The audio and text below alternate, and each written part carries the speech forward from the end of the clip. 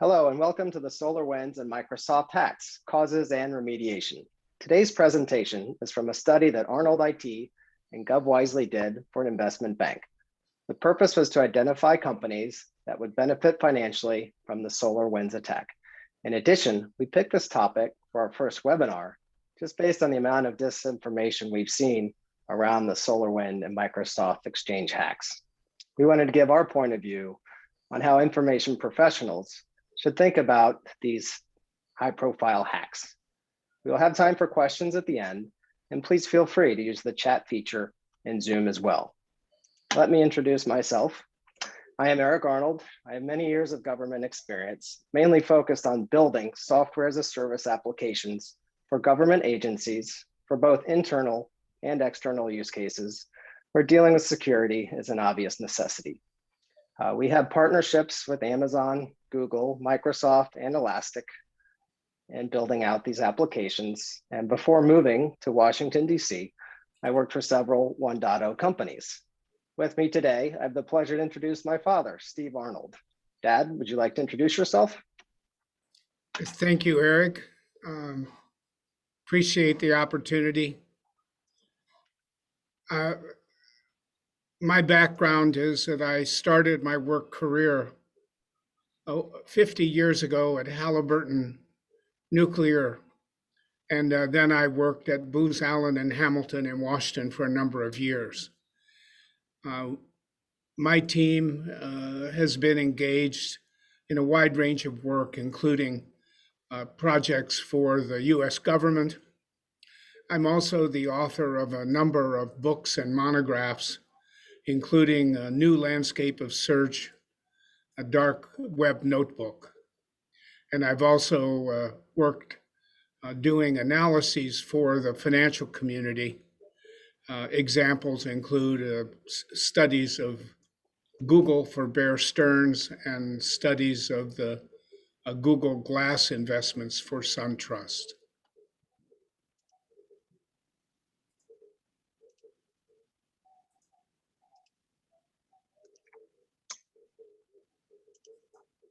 Great, thank you.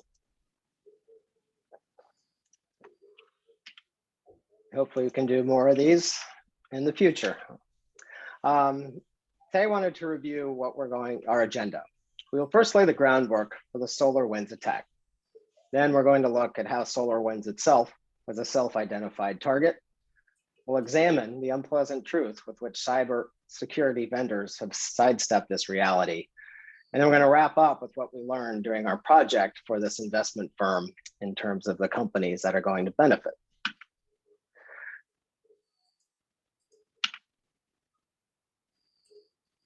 Here we are showing a continuous integration, continuous delivery slide of a modern software application in a cloud environment. While this is more efficient and secure than on-premises system developments, as you can see, there's a pretty wide attack surface. Vulnerabilities exist in the automatic library updates from open source repositories and to offshore developers who are managed in Zoom meetings like the one we're having right now. This diagram shows 13 potential opportunities for mischief. The breach of the SolarWinds was done via the core build, update, and disseminate processes used by Microsoft, its partners, and its customers. This update plumbing was the reason for the failure. Simply put, the malware came from a trusted source. SolarWinds bears some responsibility. As many have heard, the president of SolarWinds recently blamed an intern for the breach. The password breach is famously SolarWinds 1, 2, 3. However, the true reason that insiders, contract programmers, and compromised open source libraries allowed bad code into SolarWinds Orion, the software management, their flagship software management and monitoring platform. The second big flaw is the Microsoft-centric business and technology method. The breach of SolarWinds, Microsoft, and other organizations is akin to a nuclear disaster, a digital Chernobyl. What we are dealing with is akin to radiation poisoning. It's an unknown number of systems. The issue is radiation poisoning is silent, painful, tough to treat, and can linger for numbers of years. Microsoft said in 60 Minutes and in recent congressional testimony that over 1,000 engineers worked on this attack. This is pure speculation. While the attack was definitely planned, the number of professionals and contractors is likely to be closer to 1 than 1,000. Here we wanted to quickly walk through the Microsoft services, software, and programs that Microsoft themselves admitted got exploited for over the last 6 months. What's important is that neither Microsoft, SolarWinds, cybersecurity vendors, or partners noticed anything wrong. The company FireEye spotted an access anomaly, investigated, and put their findings public. Had it not been for them, it could still be unknown today. In 2017, Microsoft explained it had a best new practice to protect and build its update methods. We have developed a way to definitively demonstrate that a compiled, machine-readable executable was generated from the same human-readable source code that was reviewed. It's based on the concept of a birth certificate for binary files. Well, as we now know, this birth certificate can be forged, and Microsoft would not know. You probably also more recently heard the Microsoft Exchange servers have been hacked by China. There are more than 30,000 possible computer systems in the United States that have been exploited by a simple web shell attack. A web shell is a small piece of malicious code written in a web development programming language that attackers place on web servers and gives them access to your systems. This hacking technique has been around since a few days after the advent of the web browser in the early 90s.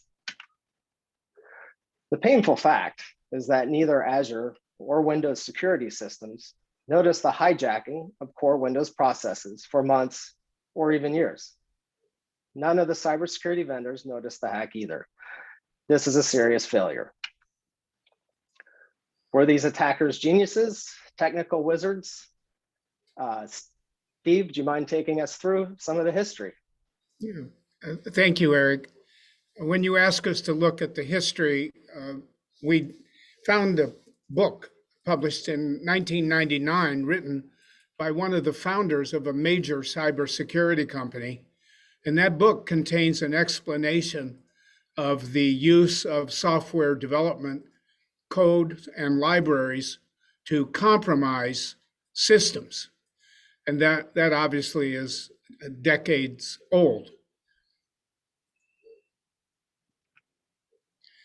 We also took a look at the files released by Edward Snowden when he was, unfortunately, a Booz Allen and Hamilton contractor working in Hawaii.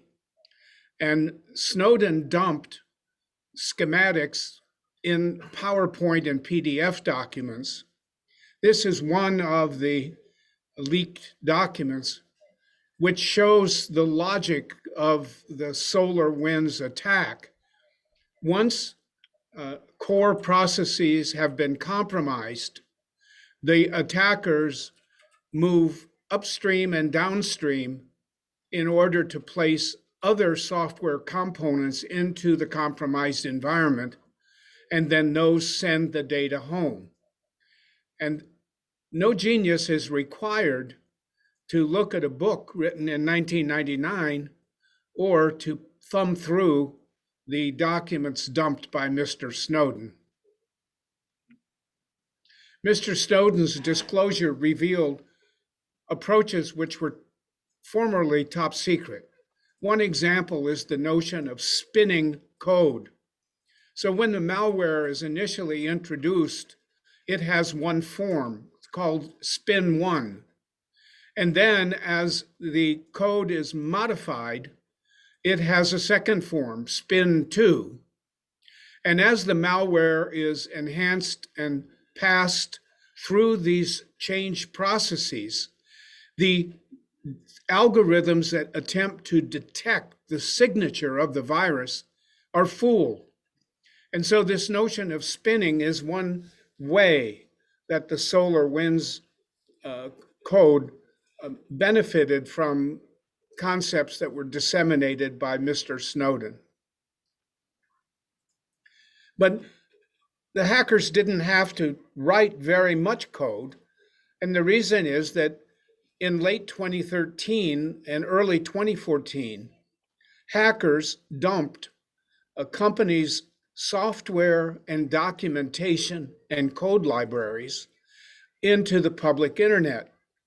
And this software was developed by the then Italian firm called Hacking Team. And the Hacking Team had pioneered a mechanism to deploy malware across distributed systems and included one remarkable innovation. And that innovation was to create a control panel so that a single agent could deploy multiple malware attacks and manage them, upgrading the malware, and then configuring that code to report back to a central collection point. So the approach taken in the Solarwinds attack is essentially built on the concepts that were disclosed in the dump of the Hacking Team's information.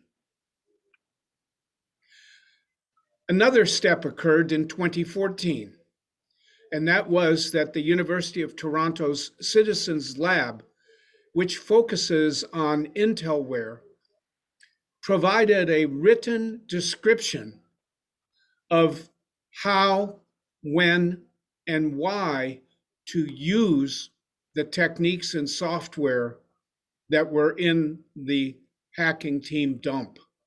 And no genius was required because the University of Toronto document was written so that a first-year computer science student could implement the techniques and make use of the concept of a command console.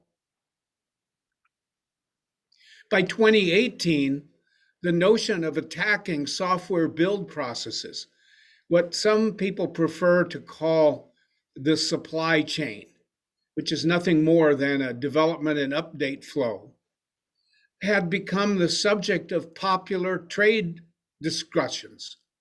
And you could read in public literature about the supply chain and what you need to do to keep it from being found. Furthermore, by 2018, the notion of a supply chain hack had compiled a track record or a history, which explained how this idea could be efficiently implemented using software readily available on open source repositories, the dark web, or via crime as a service providers.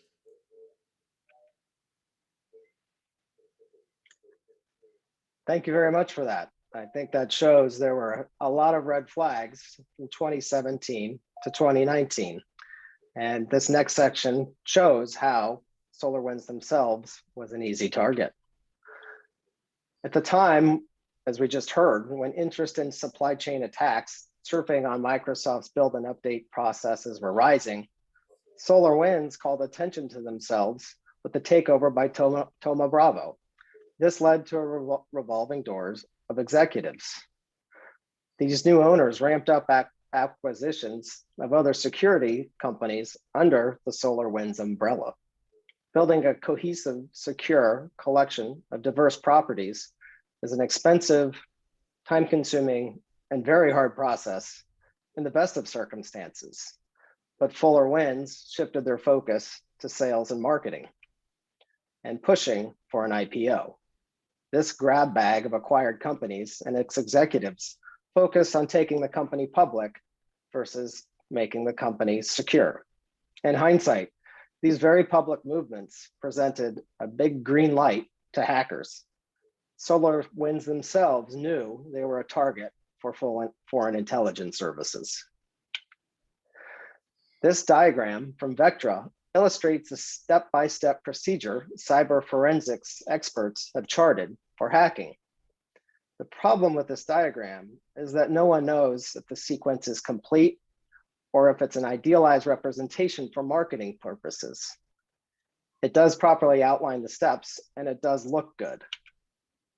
However, through our research and analysis for the investment bank, we came to the conclusion that the SolarWinds hack is quite simple. You infect legitimate code. That code uses existing known business processes to push the code out to victims, and then that code launches more attacks. This KISS principle always works well in hacking. What's interesting is that the obfuscation methods rendered in this attack made it invisible until it finally got noticed. Bottom line, the bad actor's code was certified. This approach is effective. This approach will be duplicated. And also feel free to put in questions into the chat as well as we come to the sections.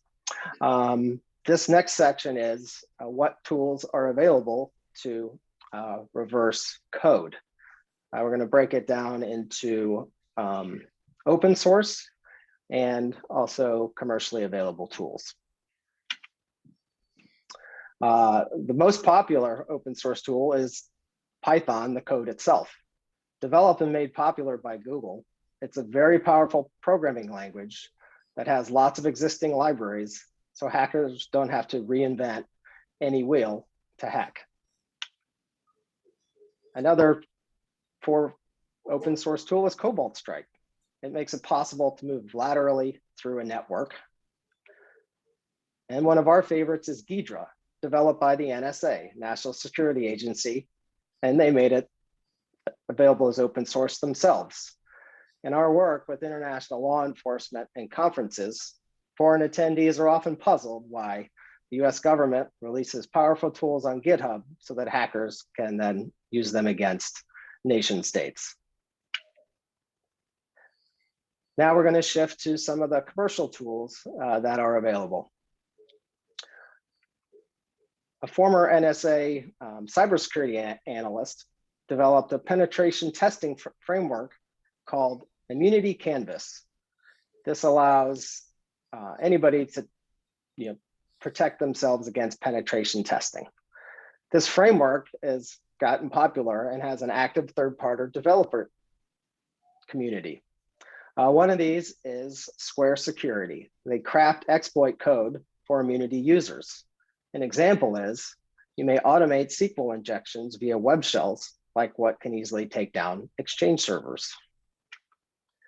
Gleg, based in Russia, provides examples and original code. Not surprisingly, Gleg does work with a number of nations, including Russia themselves.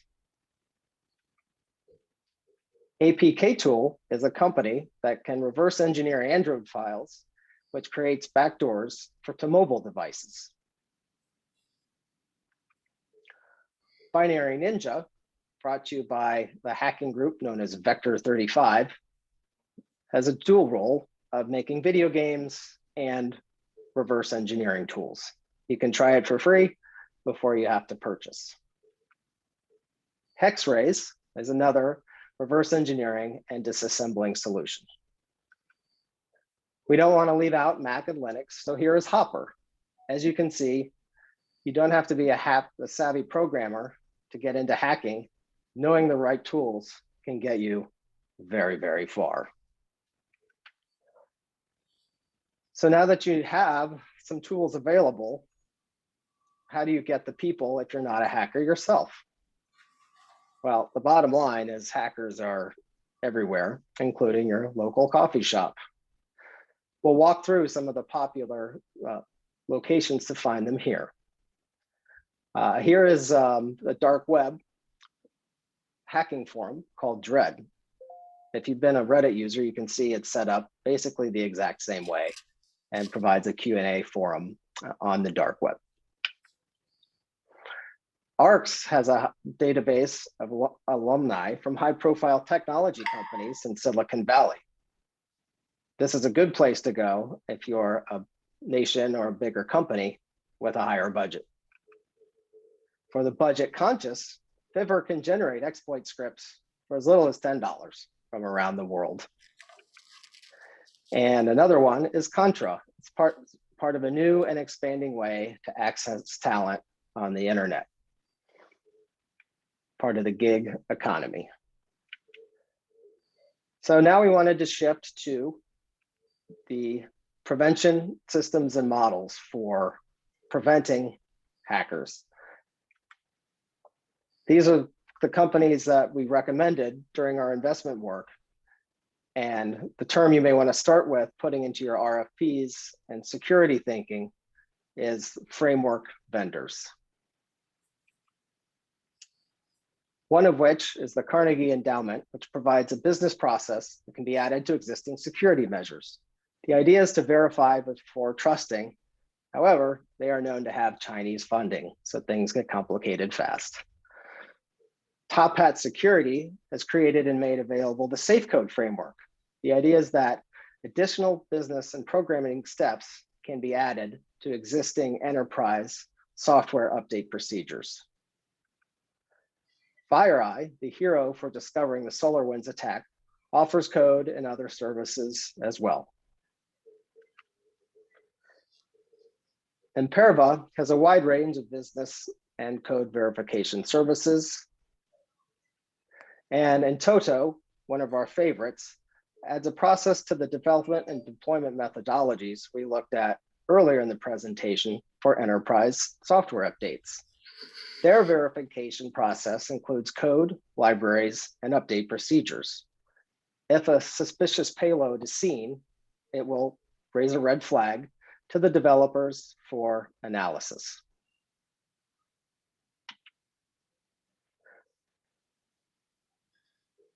So now what? What we noticed is the engineering for defensible cyberspaces are needed. We have to obtain and analyze high-value information about threat trends. We have to maintain awareness of open source and commercial tools. We have to accept that today's cybersecurity systems are a problem. Skilled developers, Python programmers, and enterprise architectural experts are available for contract work. Cloud services, on-premise systems, and mobile devices make attacks easier than before.